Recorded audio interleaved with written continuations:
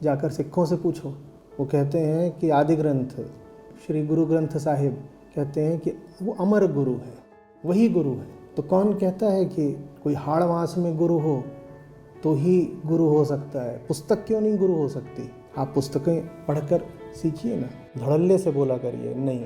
कोई एक शारीरिक व्यक्ति, कोई एक देही, कोई एक शरीरी नहीं है जो आचार्य प्रशांत के गुरु हो। उन्होंने सबसे सीखा है, सैकड़ों से सीखा है और सीखते ही जा रहे हैं। वो कहें नहीं सबसे सीखा है, पर सबसे सीखा तो जिनसे सीखा उनकी सबकी बातों में विरोधाभास भी होगा, फिर कैसे सीखा? तो बोले जो आखिरी है जिससे सीखा वो है आत्मा, क्योंकि आखिरी गुरु तो वही है। अपना विवेक, अपनी चेतना, सत्य के प्रति अपना प्रेम, अपनी ईमानदारी, उससे सीखा, वो आखिरी बात है। नमस्ते सर। दुनिया में सिर्फ धर्मों और मान्यताओं के लोग अलग अलग तरह के गॉड और भगवान में क्यों विश्वास करते हैं? अगर सत्य एक ही है तो एक धर्म का भगवान दूसरे धर्म के भगवान से अलग क्यों होता है? और गॉड को लेकर के जो मान्यताएं या कहानियां होती हैं वो किसने बनाई? मैंने धारणा करी कि मेरा जो गॉड है उसके भी दो हाथ दो पैर हैं, तो इससे देखो मुझे अपने शरीर के बारे में अच्छा लगेगा ना, कि गॉड भी कुछ हद तक मेरे जैसा है। मेरे दो हाथ, मेरे दो पैर, तो गॉड के भी दो हाथ दो पैर। मेरे दो आंखें, गॉड के भी दो आंखें। मैं किसी भाषा में बोलता हूँ, मेरा गॉड भी किसी भाषा में बोलता है। सब गॉड अलग अलग भाषाएं बोल रहे हैं। मुसलमानों का एक भाषा बोलता है, ईसाइयों का दूसरी भाषा बोलता है, हिंदुस्तानों का तीसरी भाषा बोलता है।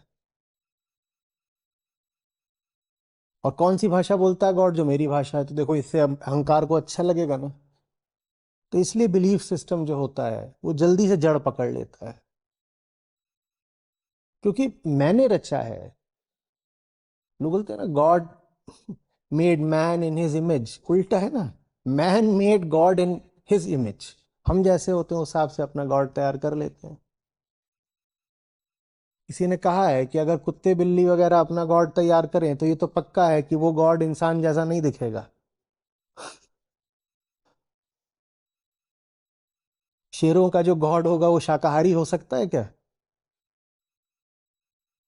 होगा? और बिल्ली का गॉड कभी संस्कृत बोलेगा? बिल्ली का गॉड तो मियाऊ बोलेगा। तो इसलिए बिलीफ सिस्टम हमें अच्छे लगते हैं भाई, सुविधा की बात है, सुरक्षा जैसी बात लगी। हम जैसे हमारा जो हम करते हैं वही अपने गॉड से भी करवा देते हैं।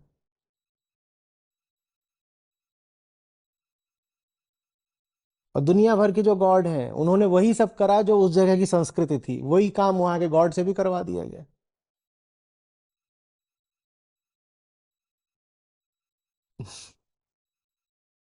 आप अगर दुनिया भर में, हम दो चार धर्म नहीं हुए हैं, दुनिया भर में सैकड़ों हैं, और आप उनको अगर जा करके थोड़ा अध्ययन करेंगे, द गॉड कॉन्सेप्ट, ऐसे आप इसको थोड़ा सा पढ़िएगा, द गॉड कॉन्सेप्ट, तो बड़ी आपको रोचक बातें पता चलेंगी।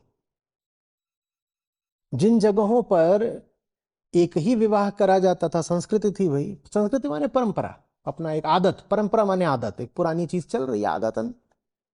जिन जगहों पर एक ही विवाह करने की परंपरा है वहां पर गॉड ने भी एक ही पत्नी कर रखी होती है। और जिन जगहों पर बहुविवाह की परंपरा है वहां पे गॉड ने भी कई पत्नियां कर रखी होती हैं। अब सत्य तो यह है कि सत्य के न पति होता न पत्नी होता। आपसे कोई बोले सत्य की पत्नी या सत्य का पति तो आपको कैसा लगेगा? बहुत अजीब लगेगा। पर गॉड से तो हम सारे काम करवा देते हैं ना। तो ट्रुथ और गॉड ये बहुत अलग अलग बातें होती हैं।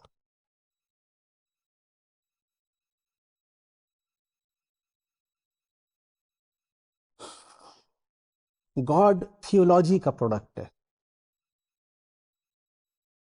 और ट्रुथ फिलॉसफी का प्रतिपाद्य विषय है। दोनों में जमीन आसमान का अंतर है। गॉड बिलीफ सिस्टम की पैदाइश है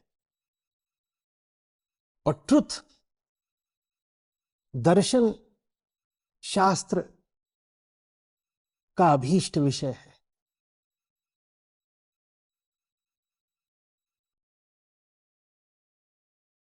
काले लोगों में गोरा गॉड मिलना मुश्किल है, गोरे लोगों में काला गॉड मिलना मुश्किल है। क्योंकि दुनिया अधिकांश चली है पितृ सत्ता प्रधान होकर के, पैट्रियार्की रही है। इसीलिए दुनिया भर के जो 80-90% गॉड्स हैं वो भी पुरुष ही हैं। दुनिया में अगर महिलाओं की हिस्सेदारी और अधिकार ज्यादा रहे होते तो इतने सारे जो गॉड्स हैं उनमें से 30-40%, 50% महिलाएं भी होती। महिलाएं आपको कम मिलती हैं, मिलती भी हैं तो वो जो थोड़ा इंफीरियर रोल्स में मिलती हैं। जो पूरी थियोलॉजी है दुनिया की उसमें आपको कहीं कहीं महिलाएं एकदम मिलेंगी ही नहीं, और कहीं मिलती भी हैं तो उनका जो रोल है वो थोड़ा सेकेंडरी रहता है। जैसे हमारी हिंदी फिल्में होती हैं उसमें हीरो होता है, हीरोइन भी होती है, लेकिन हीरोइन का जो रोल है वो थोड़ा नीचे का होता है, हीरोइन को पैसे भी कम दिए जाते हैं। वो जो फिल्म है वो समाज का आईना है ना। समाज में जो संस्कृति चल रही है वही फिल्म में दिखा देते हैं, तो वहां भी जो हीरोइन है वो नीचे रहती है। वैसे ही जो हमारी संस्कृति है उससे हम अपना जो पूरा जो पैंथियन है, हम्म, जो पूरी हम अपनी रचना करते हैं गॉड्स गॉडेसेस की, उसी के अनुसार हम कर लेते हैं। सुख सुविधा रहती है। अब तुम घर में स्त्री को कैसे दबा के रखोगे? अगर ये हो जाए पक्का कि ईश्वर स्त्रीलिंग है, घर में महिला को दबा कर रखना है। और अगर ये हो गया तय कि ईश्वर एक स्त्री है तो घर में महिला को दबाने में बड़ी दिक्कत हो जाएगी, और महिला भी दबना स्वीकार नहीं करेगी। और परमात्मा को जैसे ही तुम पुरुष बना देते हो वैसे ही घर में स्त्री को दबाने में भी सुविधा हो जाती है। तो इसलिए बिलीफ सिस्टम ज्यादा बढ़िया तरीके से काम करते हैं। वो हमारी सुविधाओं का ख्याल करते हैं बिलीफ सिस्टम्स। फिलॉसफी हमारी सुविधा का ख्याल नहीं करती, वो नंगा सच सामने ला देती है।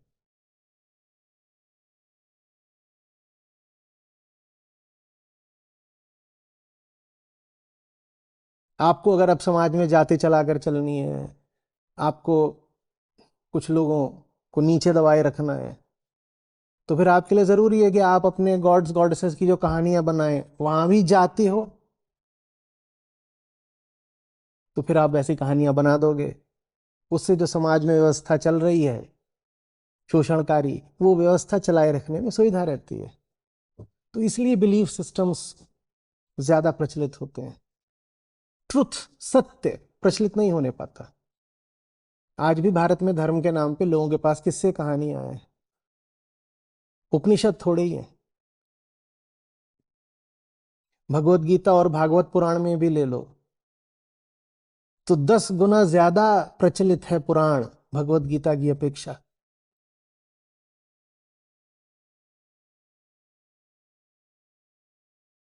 सुविधा रहती है। देखो, जिन्होंने बिलीफ सिस्टम दिया, देखो कि किसको दिया। जिनको दिया वो अक्सर इस हालत में नहीं होते कि नंगा निर्गुण सच स्वीकार कर पाए। स्वीकार करना तो तब होगा जब समझ में भी आएगा, समझ में ही नहीं आना है। तो इसलिए उनको कहानियों के माध्यम से दिया जाता है, कहानियों के माध्यम से, कि चलो कुछ तो इनको समझ में आएगा, शुरुआत होगी, फिर धीरे धीरे इनको आगे ले जाएंगे। दिक्कत क्या होती है कि हम उन कहानियों पर ही अटक जाते हैं, उन कहानियों को ही सच मान लेते हैं। और जिन्होंने हमें वो सब दिए थे विश्वास पद्धतियां, संप्रदाय, संप्रदाय माने समुदाय नहीं होता, संप्रदाय माने होता है परंपरा। तो जिन्होंने हमें वो सब दिया था उन्होंने कहा था कि भागते भूत की लंगोटी भली, इन्हें कुछ समझ में तो आ नहीं रहा है, तो एक काम करो, कुछ कहानी ही सुना दो। छोटा बच्चा होता है उसे आप कहानी सुना देते हो, कहते हो कहानी के माध्यम से थोड़ा बहुत तो कुछ समझ में आएगा। पूरी बात कहानी में बताई नहीं जा सकती, असली बात कहानी में बताई नहीं जा सकती, पर थोड़ा बहुत कुछ तो मिले, कुछ नहीं से थोड़ा बहुत भला। तो इस दृष्टि से कहानियां बताई गई। लेकिन हम ऐसे जबरदस्त धुरंधर निकले कि हमने उन कहानियों को ही सच मान लिया, हमने मिथोलॉजी को हिस्ट्री बना दिया। जो कुछ फिगरेटिव था हमने उसको लिटरल मान लिया, जो कुछ मात्र प्रतीकात्मक था हमने उसको तथ्यात्मक मान लिया।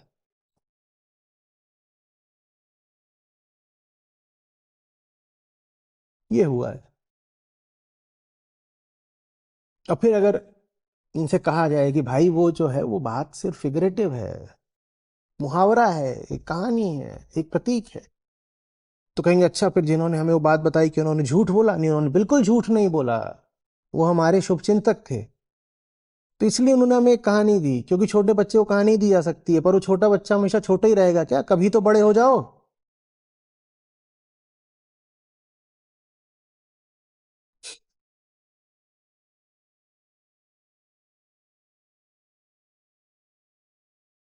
कहानियां बहुत मीठी हैं, बहुत सुंदर है, उनका इस्तेमाल होना चाहिए। मैंने हमेशा कहा है कि सब कहानियां, सब कथाएं, इनको समझो वेदांत की दृष्टि से। वेदांत, मैंने कहा है, वो कुंजी है जिससे सब कथाओं के ताले खुल जाते हैं। और अगर नहीं समझ रहे हो वेदांत के ही मूल तत्वों को,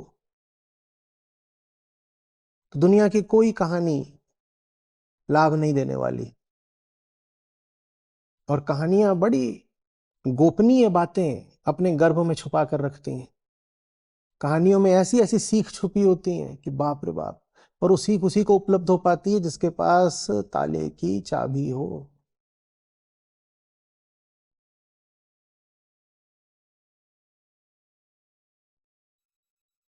एक प्रश्न है जहाँ कह रहे हैं कि, यानी उन्होंने, इनसे आज किसी ने मेरी क्वालिफिकेशन पूछी, तो इन्होंने बताया होगा शैक्षणिक जो उपलब्धियां हैं, तो उन्होंने कहा नहीं, मैं आध्यात्मिक क्वालिफिकेशन की बात कर रही हूँ। तो मतलब ये कि किस गुरु से गीता का ज्ञान लिया, ये बताओ। तो ये कह रही हैं कि मैं क्या जवाब दूं, कि मैंने बताया कि ये वो उन्होंने पढ़ा है, लेकिन जवाब क्या दें जब कोई कहे कि उन्होंने किस गुरु से ज्ञान लिया है। तो आप लोग गाते नहीं हो क्या? हम्म। जाते हमारी आत्मा, पुत्र हमारा ब्रह्म, सत्य हमारा बाप है, मुक्ति हमारा धर्म।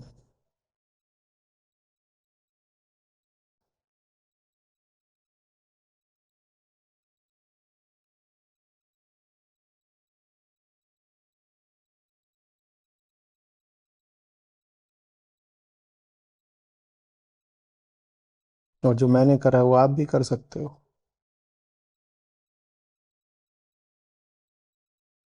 जैसे मैंने गीता पढ़ी है, आप भी पढ़ सकते हो।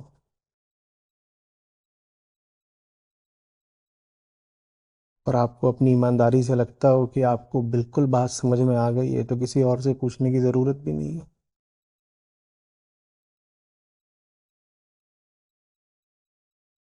आपको अपनी ईमानदारी से लगता हो कि आप सबको समझा सकते हो, तो आप समझा भी सकते हो।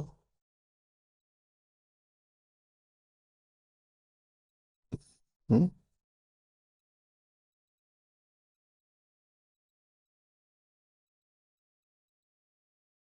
अगर किसी व्यक्ति से ही व्यक्ति को पढ़ना होता और इतना ही अनिवार्य होता कि उसमें कोई अपवाद हो ही नहीं सकता था, तो गीता कभी लिखी नहीं गई होती ना, कान में फूंकी गई होती। लिखी गई है तो फिर तो उसकी प्रतियां छपी हुई हैं, मैं भी पढ़ सकता हूँ, आप भी पढ़ सकते हो।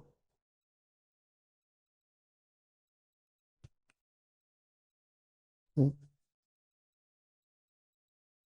देख नहीं रहे हो व्यवहारिक तौर पर ये सब क्या है?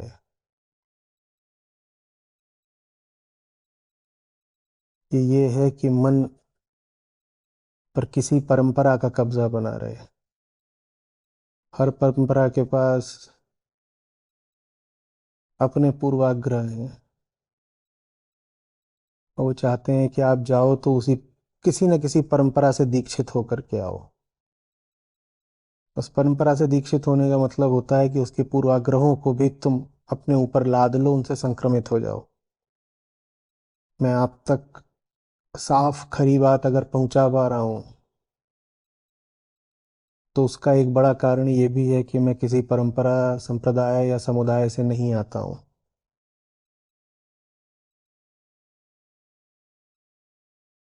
हम्म। सबसे बड़ी शक्ति है आपकी चेतना।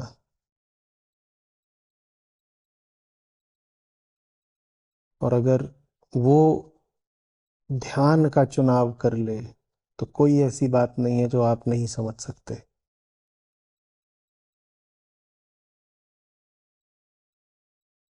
उस दरमियान कोई मिल गया अच्छा बताने वाला, सुन लो उसकी। कोई नहीं भी मिला तो रोने की कोई बात नहीं है। अगर अपनी दृढ़ता हो, अपनी ईमानदारी हो, समझने का अपना संकल्प सच्चा हो, जो कुछ भी समझना चाहते हो स्वयं समझ सकते हो। गीता आपके लिए खुली हुई है। एक कदम और आगे भी जा सकते हो। जो कुछ गीता बताती है वो बिना गीता पढ़े भी जाना जा सकता है, अगर आपकी ईमानदारी इतनी पक्की हो कि आप जीवन का अवलोकन करके ही जान लो। तो अगर सिद्धांत के तौर पे, एक बहुत विरल अपवाद के तौर पे बोलूं, तो ये तो संभव है ही कि बिना किसी गुरु इत्यादि के जीवन को समझा जा सके। ये भी संभव है कि बिना गीता के भी समझा जा सके, पर वो संभावना विरल है, हजारों लाखों में किसी एक के लिए है। पर शून्य नहीं है वो संभावना, वैसा हो सकता है। समझ में आ रही है बात? ये समझाने वालों ने इतना तो बोला है, प्रथम गुरु तो आत्मा स्वयं ही होती है। और आत्मा माने क्या? सत्य को तुम्हारा समर्पण। वो समर्पण है तुम्हारे पास तो सब समझ लोगे। और जो कहते हैं कि गीता सुनने से पहले हम ये जानना चाहते हैं कि किस परंपरा से आ रहे हो, उन्हें गीता से ज्यादा परंपरा से मतलब है। उनको पड़ा रहने दो। आप जिसके सामने मेरी गीता की पुस्तक लेकर के जाएं और वो कहे कि बताओ ये किस परंपरा से आते हैं, उन्हें परंपरा से ज्यादा मतलब है। उनको बोलो तुम जाओ परंपरा चाटो। तुमने ये नहीं देखा कि ये गीता पर क्या बोल रहे हैं, तुमने पूछा ये किस परंपरा से आते हैं। तुमने दिखा दिया कि तुम्हारे लिए महत्व की क्या बात है। तो जो तुम्हारे लिए महत्व का है वो तुम्हें मुबारक, खुश रहो।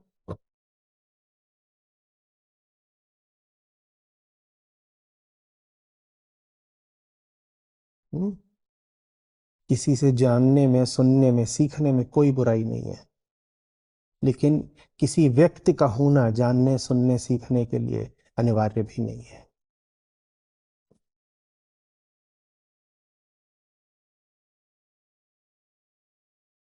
ठीक है।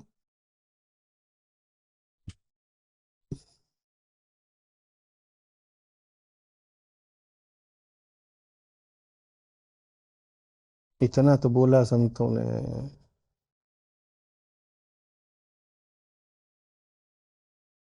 बूझ लीजिए ज्ञान, पड़ी रहन दो म्यान।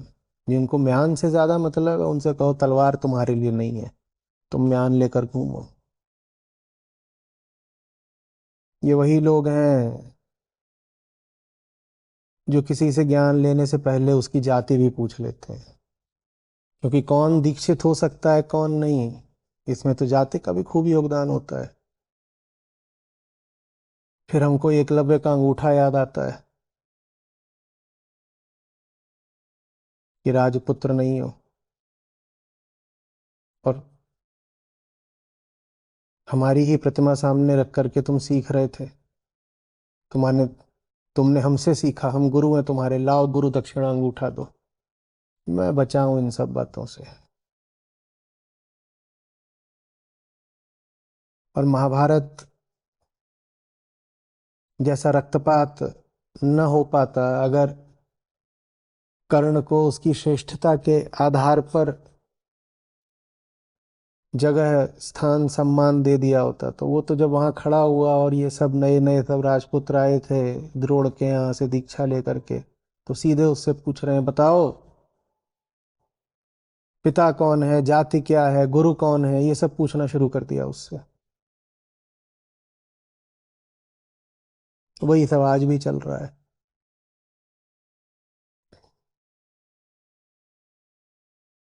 उनका बस चले, कह तो रहा हूँ, ये मुझ पर जाति, लिंग और जितने भी और तरीके हो सकते हैं, हर तरीके से आक्षेप लगाए। आक्षेप लगाने वालों को आक्षेप मुबारक। जिन्हें सुनना हो, समझना हो, उनसे मैं कह रहा हूँ कि बहुत अच्छा होता अगर कोई ऐसा मिला होता जो सामने बैठ के पढ़ा देता, लेकिन दुनिया बदल गई है, टेक्नोलॉजी बदल गई है। जो सामने बैठ के पढ़ाने योग्य थे, उन्होंने अपनी किताबें छोड़ दी हैं पीछे, और पिछले कुछ दशकों से तो उनके वीडियो भी उपलब्ध है। वही गुरु हैं। इतनी सारी जो किताबें पीछे छोड़ी गई हैं, गुरु नहीं है क्या? जाकर सिखों से पूछो। वो कहते हैं कि आदि ग्रंथ, श्री गुरु ग्रंथ साहिब, कहते हैं कि वो अमर गुरु है, वही गुरु है। तो कौन कहता है कि कोई हाड़वास में गुरु हो तो ही गुरु हो सकता है? पुस्तक क्यों नहीं गुरु हो सकती? आप पुस्तकें पढ़कर सीखिए ना। फिर कह रहा हूं, कोई व्यक्ति मिल जाए बहुत अच्छी बात है, पर जैसा समय है उसमें कोई व्यक्ति मिल जाए तो कह नहीं सकते कि अच्छी बात है कि बुरी बात है। क्योंकि व्यक्ति तो आज जैसे हैं, ज्यादातर हमें यही दिखाई देता है कि वो 100 तरह की मान्यताएं और पूर्वाग्रह लेकर घूम रहे हैं। उनसे जाकर के सुनोगे तो वो अपना कचरा तुमको भी खिला देंगे, अपना संक्रमण तुमको भी लगा देंगे। तो एक मामले में ये अच्छा है, मैं बच गया कि मुझे किसी व्यक्ति से ही सीखने की बाध्यता नहीं थी।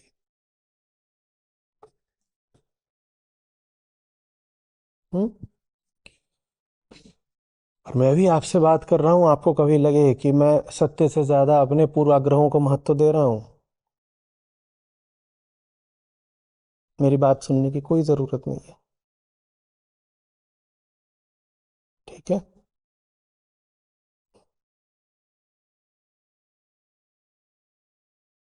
धड़ल्ले से बोला करिए नहीं।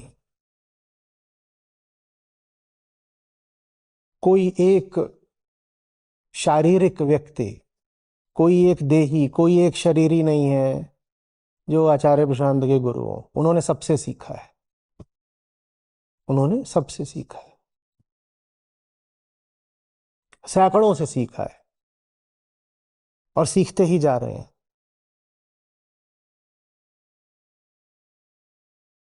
वो कहे नहीं सबसे सीखा है, पर सबसे सीखा तो जिनसे सीखा उनकी सबकी बातों में विरोधाभास भी होगा, फिर कैसे सीखा? तो बोले जो आखिरी है जिससे सीखा वो है आत्मा, क्योंकि आखिरी गुरु तो वही है। अपना विवेक, अपनी चेतना, सत्य के प्रति अपना प्रेम, अपनी ईमानदारी, उससे सीखा, वो आखिरी बात है। ठीक है।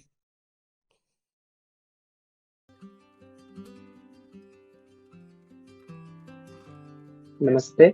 मेरा नाम अमृत है। मैं आचार्य जी को 8 महीनों से ज़्यादा समय से सुन रहा हूँ, और उनको सुनने के बाद पहली चीज़ तो ये हुई है कि अब जो छोटी-छोटी चीज़ें होती है, छोटे-छोटे मुद्दों पर इतनी नज़र नहीं जाती। मतलब अब बड़ी चीज़ें आ गई हैं, उन्हीं पर ध्यान रहता है। और दूसरा ये कि अपनी खुद की जो प्रॉब्लम्स होती थी कि मैं ये कर लूँ, मेरा ये रह गया, उस पर भी इतना नहीं आता, क्योंकि अब उन्होंने हमें इतनी ज़्यादा बड़ी चीज़ें बता दी हैं, बड़ी बातें बता दी हैं कि ध्यान उस पर रहता है, ना कि किसी छोटी बात पर। और आज बोध प्रत्युषा के सत्र में शून्यता सप्तति के छंद 18वें छंद की बात हुई थी।